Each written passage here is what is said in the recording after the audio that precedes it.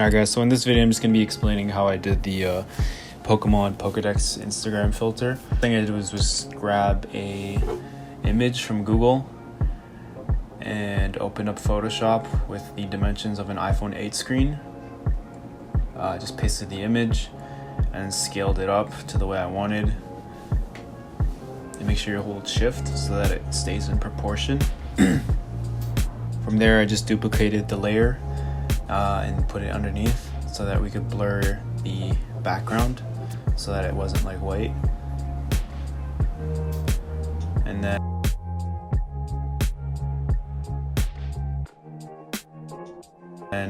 the next step was just to use the eraser tool just to cut out the screen there so that we could put our face. So I just used the polygon lasso tool, just cut the shape out of the screen there, and then Control X to delete it, and we did it.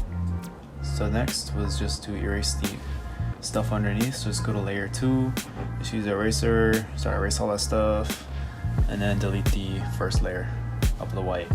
And now you just export it as a PNG.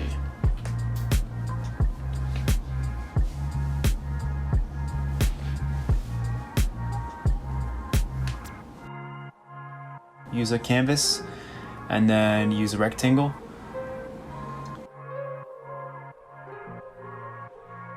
And then you find your Pokedex PNG and you drag it in under assets.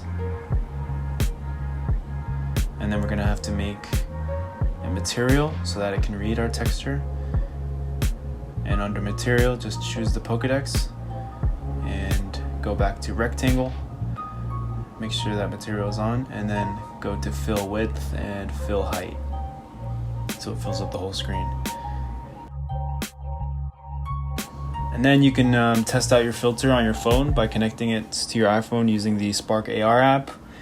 Once you like the results, then you just export it and it'll get uploaded to Instagram and Facebook as long as it's tied to your account. One of the things to note is that filters won't upload if they have like text in the image. So for this filter I wasn't able to put like Pokedex or 7,000 gigabytes, any of that branding stuff in the image, because it just wouldn't get approved by Facebook. So just make sure you don't have any text in your filters.